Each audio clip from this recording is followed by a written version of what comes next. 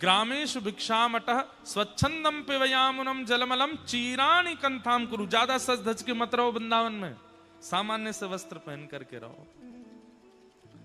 ज्यादा श्रृंगार की आवश्यकता नहीं है, ठाकुर जी को करन दो श्रृंगार।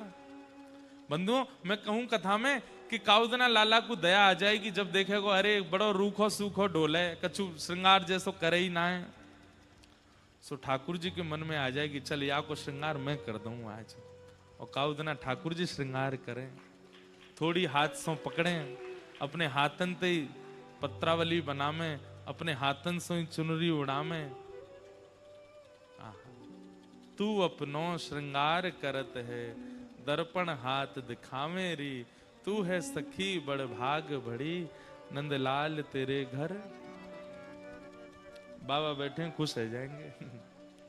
तू है सखी बड़ भाग बड़ी, नंदलाल तेरे घर आवत है। तू है सखी बड़ भाग बड़ी, नंदलाल तेरे घर आवत है। निज कर गूथ सुमन के गजरा, निज कर गूथ सुमन के गजरा। अपने ही हाथ पहरावत हैं, अपने हाथ पहरावत हैं। कुंभन दास लाल गिरधर के, कुंभन दास लाल गिरधर के। ये तो तेरे ही हाथ बिखावत हैं, तेरे ही हाथ बिखावत हैं। तू है सखी बड़ भाग बड़ी, नंदलाल तेरे घर आवत है। तू है सखी बड़ भाग बड़ी, नंदलाल तेरे। मुझे इतना प्रिय लगता है ये प्रसंग। श्री कुंभन दास जी महाराज, उनके घर में कोई ऐसी विशिष्ट व्यवस्था नहीं है, कोई ऐसी विशेष व्यवस्था नहीं है जिससे कि वो अपना श्रृंगार उचित कर सके। एक कठौते में जल भरते हैं, उसमें छाया देख करके अपना तिलक स्वरूप करते हैं कुंभन दास जी। ऐसी दया आई लाला को कि स्वयं ठाकुर जी प्रकट होके आते हैं कुंभन दास जी के पास और गोदी में बैठ करके कहें अब स्वरूप बनाओ। तो कुंभन दास जी जैसे लाला देखना पड़ेगा, स्वरूप देखना पड़ेगा। मैं बता रहा हूं ना, हाँ यहाँ धरो, हाँ आगो सीधो, अब खींच लो ऊपर, हम बे सही जा रहे हो, सही जा, आगो, अब नीचे तो घुमाए लो, यहाँ तो घुमाए लो, अब यहाँ और खींच लो, बीच में एक बिंदी धर दो, यहाँ एक पत्रावली बना लो, ऐसे धरो, अरे ज्यादा पास कर दी, दूर करो। ठाकुर जी बता रहे हैं कुंभन दास जी अपना श्रृंगार करते हैं। कब ये स्थिति कब प्रकट होती? जब ठाकुर जी को पता चलती है कि सामने वाला बहुत दीन है, इतनी व्यवस्था में व्यवस्थित रहता नहीं है। अब ठाकुर जी पता है कि पूरा भाई अपनी जो है का मेकअप किट लेके ही चल लो संग में, मैं कहा बताऊंगा यार, सब कर ही रहो अपना धुआंधार सज धज के रहे। एक बार ठाकुर जी श्रृंगार कर जाएं, फिर आपको अधिकार है कि जीवन भर श्रृंगार करो। भाई विवाह में पति मांग भर दे, पति मंगलसूत्र पहना दे, उसी के बाद तो अधिकार मिलता है श्रृंगार करके रहने का। ऐसे ही हम सब वृंदावन की वो सहचरी हैं, प्रतीक्षा कर रही हैं। काउदना श्री राधा रमण राधा वल्लभ गिरधर गोपाल कुंज बिहारी लाल हमें वो श्रृंगार करें, वहां के बाद हमें श्रृंगार को अधिकार है। तो चीराणि कंथाम कुरु सम्मानम कलयाति घोर गरलम। अगर कोई ब्रजवासी आपको सम्मान कर जावे और ब्रजवासियों के बाबा बा तुमने तो आनंद करा दियो, ऐसा बड़ा आनंद आ गो, यो है गो, अरे भैया ये तो बहुत बढ़िया है, ये तो यो है त्यों है, चरण पकड़ लो बाबा, इतनो सम्मान मत करो हमारो। सम्मानम कलयाति घोर गरलम, वृंदावन में सम्मान अच्छा नहीं। और नीचप्पमानम शुदा, अगर कोई ब्रजवासी गारी दे जाए तो समझ जाओ कि वाह ठाकुर जी रीझ गए मुंह पे, लाला राजी है गो तभी गारी पड़ रही है मुंह में। नीचप्पमानम शुधा श्री राधा मुरली रवो व्रज सखे वृंदावनम मात्यज। वृंदावन में तो जिस प्रकार की पद्धति वृंदावन निवास की है वैसे ही भोरी सखी रहती हैं वृंदावन में। आप सेवा कुंज में निवास करने लगे, अब वो तो छूट गया किराए का जो मकान था, और वहां याचना नहीं करते हैं भोजन की। पता है क्या पाते हैं? सेवा कुंज में बंदरों को लोग चने डाल जाते हैं, तो बंदर जब सब पा लेते हैं उसके बाद में चने की जो ऊपर की कारी कारी सी परत जो वहां को छिलका रह जाए का है, बंदरों के चले जाने के बाद फिर उन छिलकाओं को बीनते हैं और उसको पाकर के केवल नेत्रों से अश्रु बहाते हुए श्री राधा श्री राधा श्री राधा गाते रहते हैं। देखत देखत दिन सब बीते, देखत देखत दिन सब बीते, तुम अटूट अनुराग की दाता, तुम अटूट अनुराग की दाता, हम अजहूरी ते के रीते, हम अजहूरी ते के रीते, देखत देखत दिन सब बीते, देखत देखत दिन सब बीते, हृदय न प्रेम न नेम नाम को, हृदय न प्रेम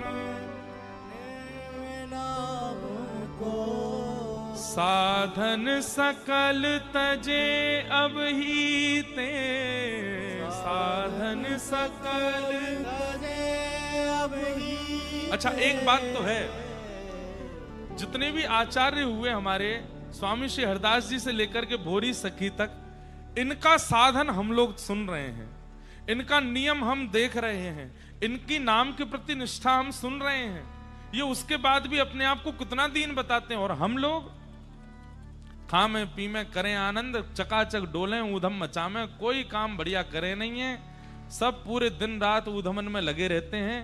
उसके बाद भी एक बार नाम जप कर ले तो उसको भी गा गा के बताते हैं, हम इतना नाम करते हैं, हम तो यूं करते हैं, हम तो इतनी एकादशी करते हैं, हम तो ऐसे नियम का साधन। और ये देखिए क्या कह रहे हैं, हृदय न प्रेम न नेम नाम को, हृदय न नेम नाम को, साधन सकल तजे अब ही ते, साधन सकल तजे अब ही ते, बिनु पद पंकज भोरी स्वामिनी, बिनु पद पंकज भोरी स्वामिनी, कितहु न ठौर न ठीक सुभीते, कितहु न ठौर न ठीक सुभीते, देखत देखत दिन सब बीते, देखत देखत दिन सब बीते, देखत देखत दिन सब बीते, देखत देखत दिन सब बीते।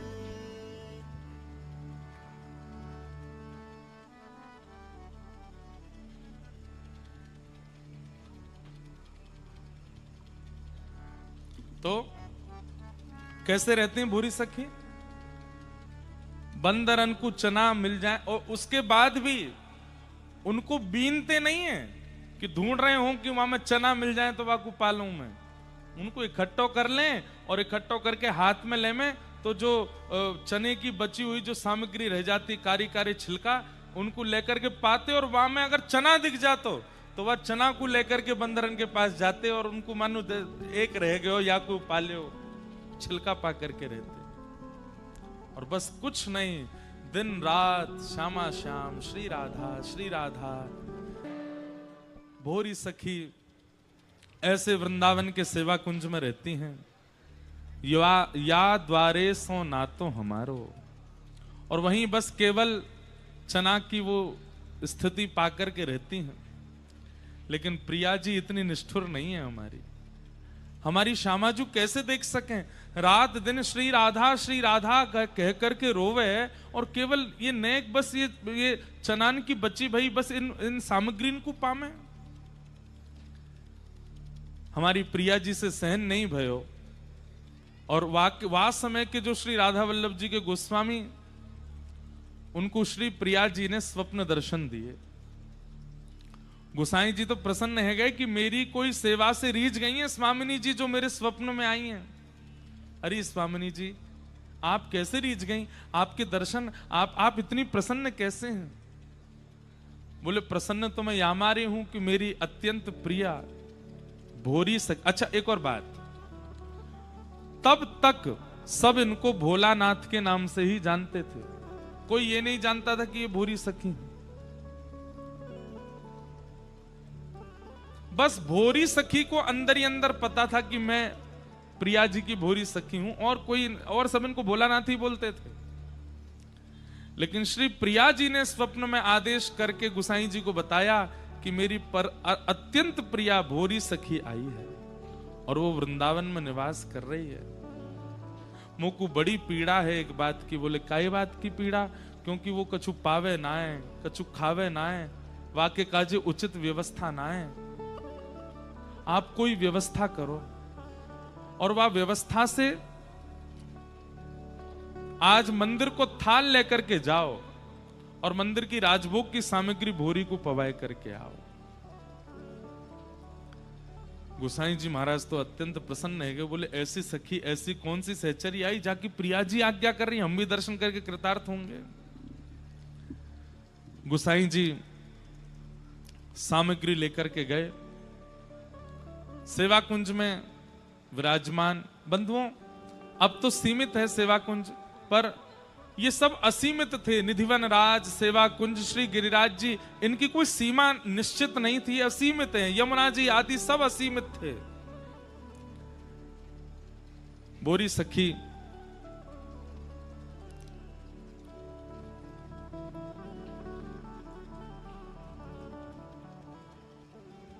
गुसाई जी आए, सामग्री लेकर के जैसे ही पधारे,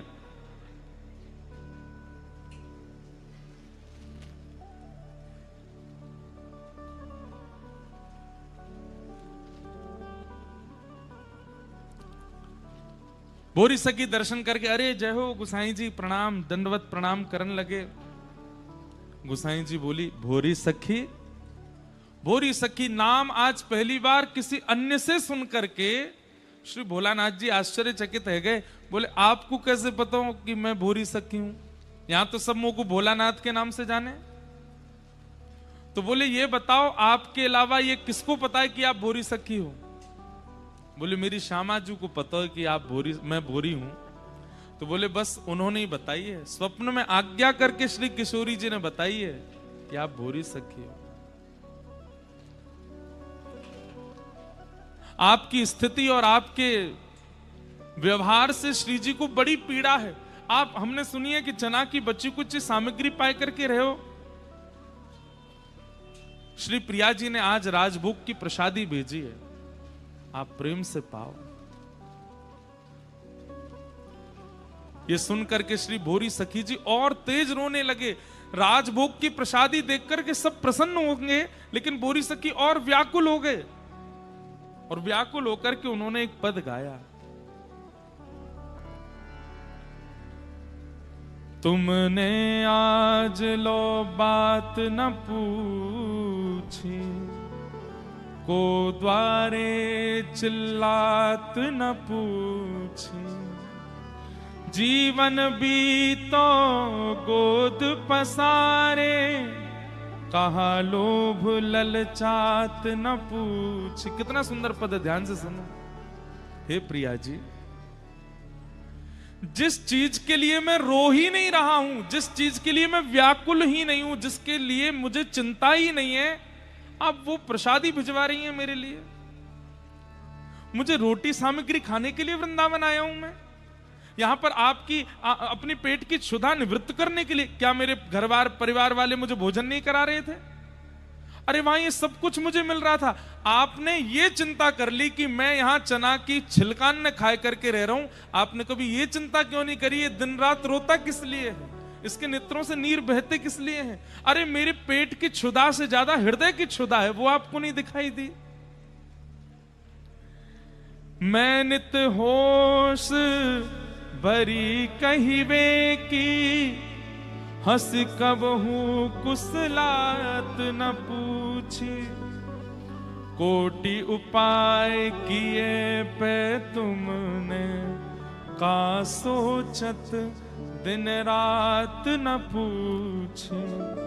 द्रग सर घाव फूल के सहिवे, कस हियरा अकुलात न पूछी। तुमने आज लो बात न पूछी, तुमने आज लो बात न पूछी। नित प्रति कुटिल अलक में फंसवे, कस लोचन ललचात न पूछी। कैसे कटत दिवस निश तेरे, का दुख सुखत गात न पूछी। आपने सब पर ध्यान दियो, लेकिन हे प्रिया जी, भोरी धीट परी आरत सो, बिहस हृदय की बात न पूछी। तुमने आज लो बात न पूछी, तुमने आज लो। अरे रसना के स्वाद की आपको पता चल गई, पेट की क्षुधा की आपको पता चल गई, लेकिन एक व्याकुल यहां सघन वन में बैठे बैठे रो रहे हो है, और दिन रात अपने नेत्र सुजा लिए हैं। अब तो आंसू भी सूख गए हैं रोते रोते, कंठ अवरुद्ध है गयो है चिल्लाते चिल्लाते। कभी मेरी हृदय की स्थिति नहीं पूछी, मेरे आंसू क्यों प्रकट होते हैं, दिन रात में मैं सोता नहीं हूं, मुझे नींद क्यों नहीं आती, कभी ये नहीं पूछा किशोरी जी? जो उम्मीद लगा करके मैं यहां आया हूं वृंदावन, आपने वो नहीं पूछा। आज राजभोग भेज दिया मेरे लिए, मेरे भूख की चिंता हो गई, मेरे हृदय की चिंता नहीं हुई आपको। आज तो ये स्थिति देख करके गुसाई जी भी स्तब्ध हो गए, ये कैसा भक्त है। हे गुसाई जी, प्रसाद लायो ना, लाओ दो, जितनी मेरी अंजलि में आ जाए उतना दे दियो। थोड़ी प्रसादी लेकर के और बोले बस मैं पालूंगा, बाकी सारी थाल श्री यमुना जी में प्रवाहित कर दियो। और बोले अब तो मुझको ऐसा लगे ये चनान की बची भाई जो छिलका में पायो कर, तो ये भी खानो मुझको बंद करना पड़ेगा, तब आपको पता चलेगी कि मेरे हृदय की व्यथा कैसी है।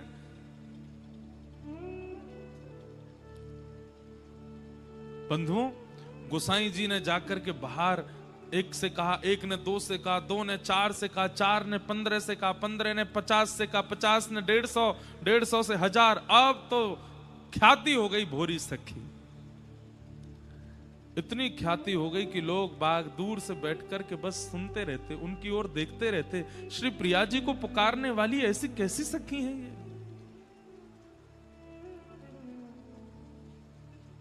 प्रिया जी से बस एक ही प्रार्थना करते हैं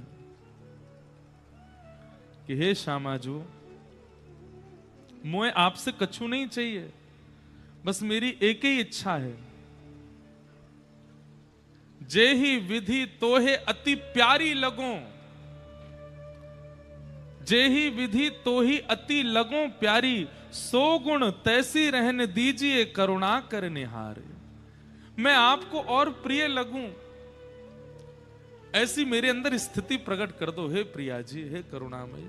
और मुझे आपसे कोई अभिलाषा नहीं है और कोई इच्छा नहीं है। एक दिन ये घटना सुनिएगा बंधुओं। भोरी सखी गई राधा वल्लभ जी के दर्शन करने के लिए, और आपकी स्थिति थी जहां पर बैठ करके आज भी समाज गायन होती है, वहीं खड़े होकर के एक खंभ की टेर लगा करके आप दर्शन करते। नेक नेक आगे खिसक आओ भैया।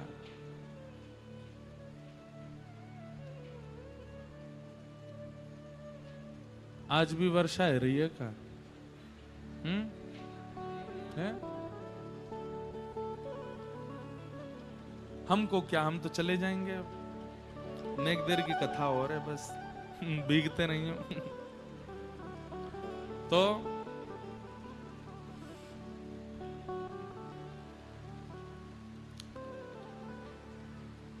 चारू कैसे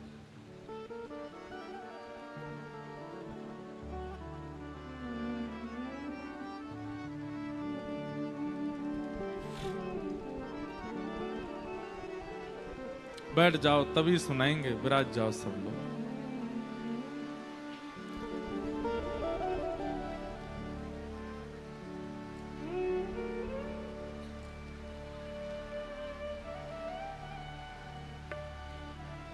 राधा वल्लभ जी के दर्शन करने के लिए गई भोरी सखी, और उस दिन होली थी। होली का उत्सव चल रहा था श्री राधा वल्लभ जी के मंदिर में।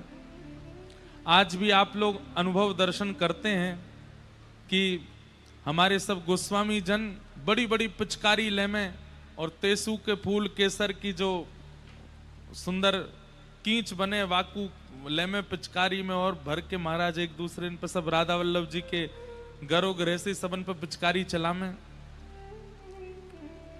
दर्शन करते करते श्री राधा वल्लभ जी का भोरी सखी जी इतने भाव में निमग्न हो गए कि आपको अपनी सुध नहीं थी, और जैसे ये खंभ है ऐसे खंभ से सिर लगा करके आप नेत्रन में राधा वल्लभ जी को बसा करके और वहीं दर्शन कर रहे थे।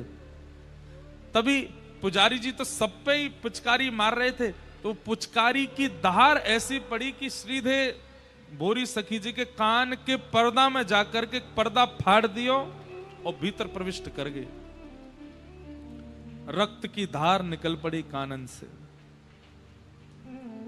लेकिन आपको पता ही नहीं। बंधुओं एक बात बताऊं, इसको अन्यथा मत लीजिएगा। ठाकुर जी अपने उत्सवों में जाकी अत्यंत पीड़ा को हरण करना चाहे ना, जैसे पीड़ा हमारे पूर्व के प्रारब्ध जो होते हैं वो जीवन में हम भोग लेते हैं, उससे वो नष्ट होते हैं। हमने पूर्व में जो किया कल मैं भोग लूंगा, परसों में भोग लूंगा, लेकिन ठाकुर जी की पीड़ा, ठाकुर जी के उत्सव, ठाकुर जी की कथा, ठाकुर जी की लीला, ठाकुर जी की स्थिति में अगर हमें कोई पीड़ा हो जाती है तो उससे आगे के आने वाले जितने भी आर्त हैं ठाकुर जी उनको समाप्त कर देते हैं। भोरी सखी के जीवन में अभी बहुत कष्ट और बहुत पीड़ाएं आगे आने वाली थी, लेकिन पुजारी जी के द्वारा वो पिचकारी चलाई गई और वो कान में पड़ी, ऐसी रक्त की धार निकलने लगी उनके कान से। ऐसे कभी कभी रथ यात्रा होती है, ठाकुर जगन्नाथ जी, कितने लोग पीड़ित हो जाते हैं। कई बार कुछ और भी, अब कथा भी कल यहाँ पे पीछे शॉर्ट सर्किट हो गया, लोगों को बारिश हो गई, कींच है गई। उसके बाद बाहर एक व्यक्ति को सर्प ने भी काट लिया क्योंकि वर्षा हुई। भगवान की कृपा से वो अब स्वस्थ हैं, उनको ले गए थे फिर। पर मन में विचार आया था कल रात में ही कि कई बार उत्सवों में भी कई कई लोगों को पीड़ा हो जाती है। उस पीड़ा का क्या रूप है? ठाकुर जी नाराज है? नहीं है। नाराज होते तो आप आ ही नहीं पाओगे। ठाकुर जी की नाराजगी बताएं क्या होती है? जो चाहोगे खाने को मिल जाएगा, जो चाहोगे पहनने को मिल जाएगा, जहां चाहोगे जाने को मिल जाएगा, जिससे चाहोगे संबंध मिल जाएगा, जिस जगह घूमना चाहोगे, जितनी इच्छा करोगे उतने धन मिल जाएंगे। समझ जाओ ठाकुर जी नाराज हैं। आप जो चाह रहे हो सब दे रहे हैं, लेकिन ठाकुर जी की नाराजगी नहीं है, प्रसन्न है। तो आप चाह रहे हो हे नाथ हमारा ये काम बन जाए, नहीं होने देंगे। ये काम बिगड़ेगा, ये काम रुकेगा, या तो संबंध नहीं बनेगा, ये छूटेगा, वो छूटेगा, और महाराज पीड़ा देते ही रहेंगे, कछु ना कछु करते ही रहेंगे। उत्सव में बुला करके घेर देंगे, उत्सव में बुला करके बैठन नहीं देंगे, कोई तो गाड़ी डरवा देंगे, कोई तो कोहनी पड़वा देंगे। समझ जाओ ठाकुर जी राजी हैं, ठाकुर जी खुश हैं, प्रसन्न है। बोरी सखी के कान में ऐसी पिचकारी पड़ी कि पर्दा फट गया। उनने ताली बजाई जो बेचारे उत्सव में पीड़ित रह जाए। तो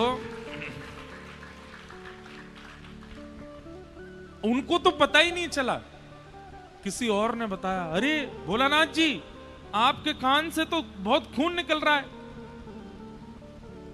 पता नहीं पर्दा फटने पर कितनी पीड़ा होती है।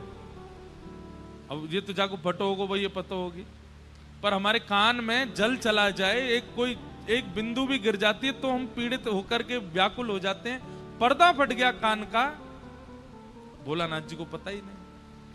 किसी ने कपड़ा लगाया, किसी ने कुछ किया, भैया मुंह दर्द ना हेरो, ऐसे ही कछु लग गया होगा, छोड़ो। वापस आकर के सेवा कुंज आकर, इस कान से अब सुनाई नहीं देता उनको।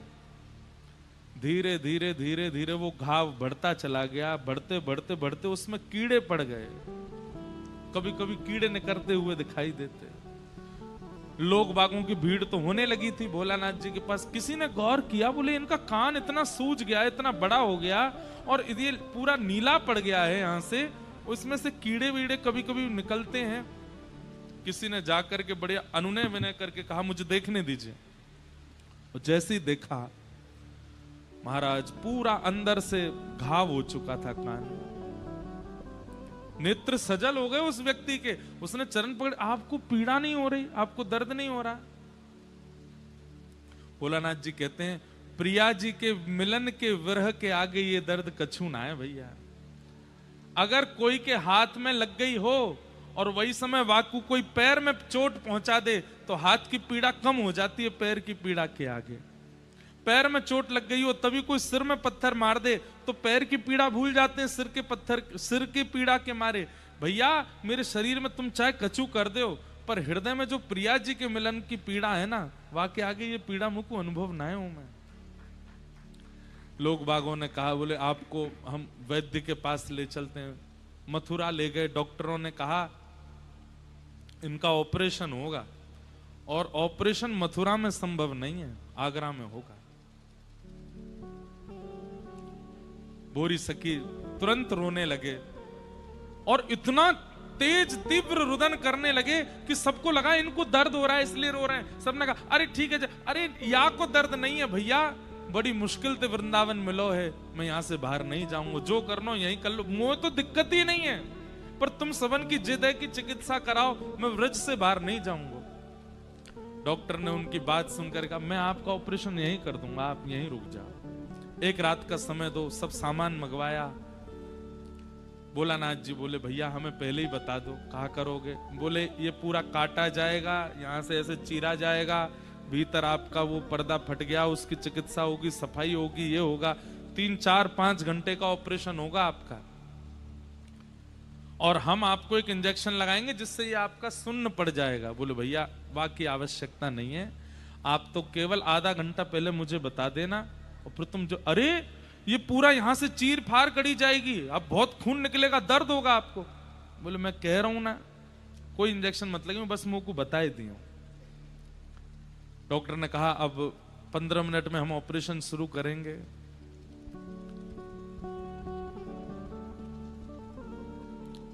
बोरी सखी जी तुरंत नेत्र बंद करके अपनी प्रिया जी को याद करती हैं और हा राधे प्राण चले जई हैं, हा श्यामा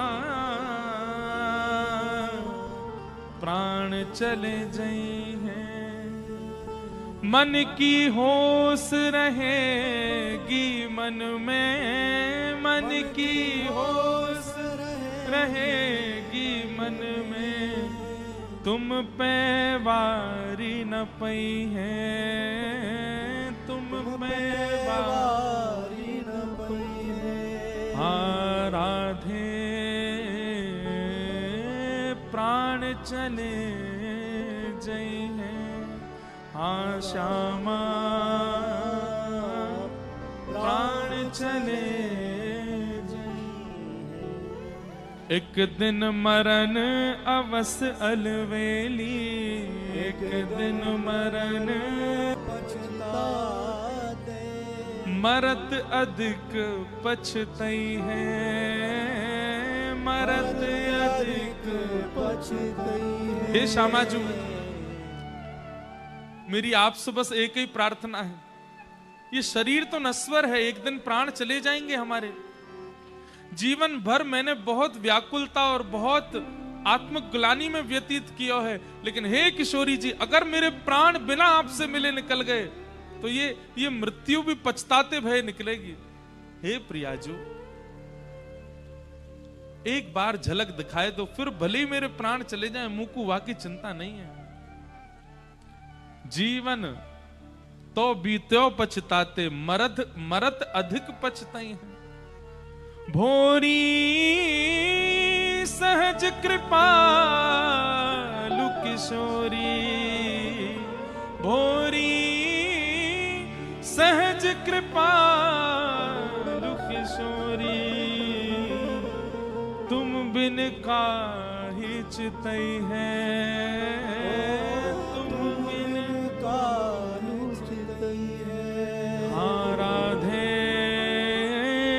प्राण चले जई हैं, हाँ राधे प्राण चले।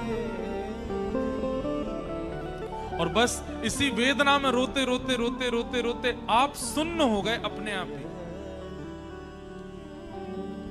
डॉक्टर देख रहे हैं पूरा शरीर ठंडा पड़ गया, श्वास चल नहीं रही है, नब्ज चल नहीं रही है, पर कान के पास मुख के पास कान लगा करके देखा, श्री राधा श्री राधा श्री राधा श्री राधा ध्वनि निकल रही है। डॉक्टर के हाथ कांप रहे, मैं ऑपरेशन कैसे करूं, पर संग के उन्होंने कहा आप कर दो। यहां से पूरा कान काटा गया, खूब रक्त निकल रहा है, अंदर से सब चिकित्सा कर रहे हैं। डॉक्टर भी घबरा रहा है कि बिना कोई सुन्न किए मैं कैसे करूं, पर उनके मुख पर बिल्कुल भी सकन नहीं। क्यों? अपनी प्रिया जी को याद करते करते भावावेश में चले गए। और कह के गए थे कि जब ऑपरेशन पूरा हो जाए तो उसके बाद मुझे दोबारा चेतना में कैसे लाओगे? बोले कैसे लाएंगे? बोले बस इतना कह दियो प्रिया जी आ गई, जैसे कह दो कि प्रिया जी आ गई मैं वापस ठीक है जाऊंगा। डॉक्टर भी आज जूते उतार करके सब व्यवस्थित करके इनका ऑपरेशन कर रहा है। ऐसे भक्त का दर्शन नहीं किया। चिकित्सा करने के रोकने लगे, सब पकड़ने लगे, किसी के हाथ नहीं। मेरी प्रिया जी कहां गई? अरे आके चली गई, तुमने बताया नहीं। दौड़ करके वृंदावन आए, लता गुल्म पत्रों के बीच में ढूंढने लगे। श्री राधा वल्लभ जी पहुंच गए, दूर खड़े बस एक खंभ से सिर लगा करके अपनी श्री जी को दर्शन कर रहे हैं।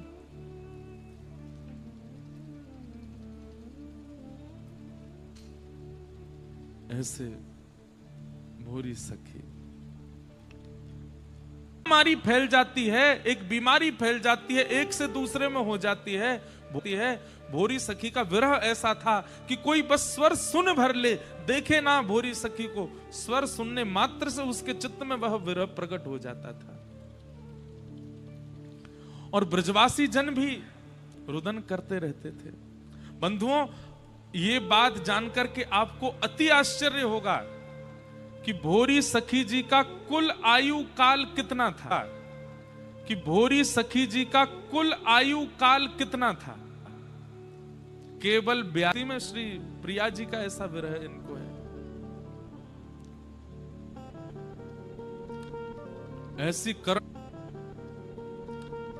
ऐसी करण पुकार में रुदन करते, किरण पुकार में रुदन करते कि ब्रजवासी जन अपने आप, कोई स्नान करने गया, कोई घूमने गया है, कोई डोलने गया यमुना जी पर, और वहां पर दूर बैठी भोरी सखी जी का स्वर कान में पड़ता है और व्याकुल होकर के वो भी वहीं बैठ जाता है।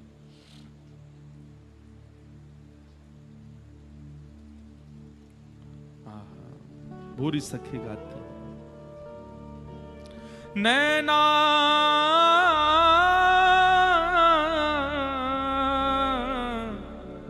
दरस रूप रस प्यासे, नैना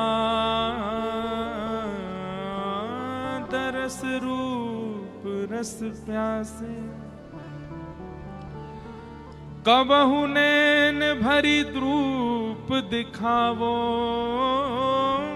कबही नैन भरी रूप दिखावो, अब न और तरसावो, अब न और तरसावो, मृदु मुस्कान मनोहर आनन, मृदु मुस्कान मनोहर आनन, तनिक तनिक दर्शावो, तनिक तनिक।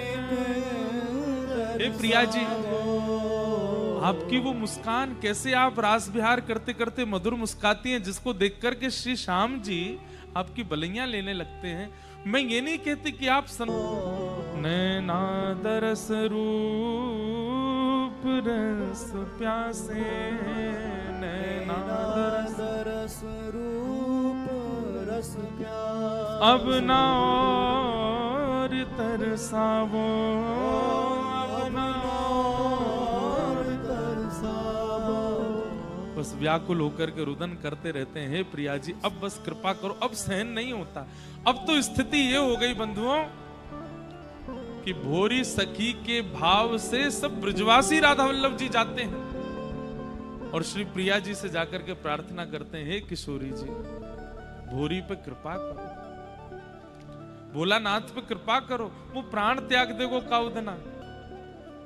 एक स्थिति तो ऐसी आ गई कि राधा वल्लभ जी मंदिर में, मंदिर के गर्भगृह के पास से और पीछे तक जितने दर्शनार्थी आते हैं सब केवल भोरी सखी पर कृपा करो, हम पे मत करो, हे प्रिया जी भोरी पे कृपा करो, भोरी को दर्शन दो। बंधुओं, श्री प्रिया जी ब्रजवासी अगर प्रार्थना कर दे ना प्रिया जी से, लाडली जी से, ब्रजवासी अगर कोई वैष्णव के प्रति संकेत कर दे ना, या पे कृपा करो, तो श्री लाडली जी वाक्य सब दोषन को भुला करके स्वीकार कर लें, और कोई व्यक्ति दोषयुक्त है ही नहीं, वाकु तो हृदय से लगा लेंगे प्रिया जी। इतने ब्रजवासी जन आकर के सब प्रार्थना कर रहे हैं, हे किशोरी जी, हे श्यामा जी भोरी पे कृपा करो। आप लोगों के मन में एक प्रश्न आ सकता है कि श्री प्रिया जी इतनी कोमल हैं, तो फिर इतना विरह क्यों दे रही हैं भोरी सखी को। बंधुओं, कई बार किसी की स्थिति कई लोगों को संकेत कराने के लिए और कई लोगों को उस मार्ग में पहुंचाने के लिए करी जाती है। भोरी सखी क्यों, तो प्रिया जी तैयार बैठी, मैं दौड़ के जाऊं या कोई हृदय से लगा लूं, लेकिन ठाकुर जी रोक रहे हैं, नहीं प्रिया जी, इनकी स्थिति, इनके भाव, इनका चरित्र आगे चल करके ना जाने कितने जीवों का उद्धार करेगा। विशेष रूप से राधा वल्लभी परंपरा के जितने भी वैष्णव हैं, भोरी सखी के पद गा करके, सुन करके, सुना करके अपने भक्ति भाव को पुष्ट करेंगे। इसलिए अभी कुछ दिन इनका विरह व्याप्त होने दो, तो ताकि इससे अनेकों को प्रेरणा मिल सके। इसलिए प्रिया जी रुकी। लेकिन आज ब्रजवासियों ने जाकर के जब किशोरी जी से प्रार्थना करी, आज प्रिया जी स्वयं को रोक नहीं पाई और श्री यमुना पुलिन पर विलाप कर रहे हैं, रो रहे हैं। श्री भोरी सखी प्रार्थना कर रही हैं, हे प्रिया जी अब तो रूप दर्शाओ। उसी समय क्या दर्शन करते हैं, सुंदर निकुंज में से चवर डोराती भई श्री ललिता जी प्रकट है रही हैं। पंखा जलती भई श्री विशाखा जी प्रकट हो रही हैं। एक एक करके सब सखियां आती जा रही हैं। भोरी सखी को सब दिख रहे हैं, नेत्र सूज गए हैं रोते रोते प्रिया जी के विरह में, और सब सखियां मंद मंद मुस्काती भई श्री भोरी सखी को देख रही हैं। और तभी वह निकुंज में से आहा कंदर्प दर्प सबको अपने ऊपर मोहित करने वाली श्री प्रिया जी प्रकट हो गए। और जैसे प्रिया जी को अपने समीप आते हुए भोरी सखी देखती हैं, श्याम सुंदर के अश्रु बिंदु ही तो हैं। आहा, देखते रह गए उस रूप माधुरी को। प्रिया जी समीप आकर के बैठी, चारों ओर से सखीन ने घेर ली है। प्रिया जी ने आकर के पहले तो अपनो वर्द हस्त भूरी सखी के सिर पर पधरायो। कायकू रोवे, कायकू इतनो विरह करे, मैं तो सो दूर थोड़े ही हूं, मैं तो तेरे समीप ही हूं। हे प्रियाजू, अब बस एक बार हृदय से लगा लो। प्रिया जी भी घुटने पर बैठ गई और भोरी सखी को जैसे ही अपने अंक में भरो है, जय जयकार है लगी, पुष्प वर्षा करन लगी सब सखियां। आज वृंदावन की यमुना तट पर एक अद्भुत मनोरम दृश्य प्रकट भयो, जाकू देख करके आकाश में जितने भी देवी देवता हैं वे भी भाग्य मना रहे हैं। अरे भोरी सखी, तेरे कैसे भाग्य, या भयाभय कलिकाल में तेने प्रिया जी को प्राप्त कर लियो। भोरी अब रोवे मत, चल तो को निकुंज में ले चले। और सब सखियों के साथ अपनो हाथ भोरी सखी के कंधा पे पधरा करके श्री प्रियाजू मंद मंद चलती भई भोरी सखी जी को निकुंज में लेकर के प्रविष्ट हो गए। बोलो वृषभानु दुलारी की, श्यामा प्यारी की, श्री राधा वल्लभ लाल की, वृंदावन धाम की, गिरिराज धरण की, श्याम सुंदर श्री यमुने महारानी की जय। जय श्री राम, जय जय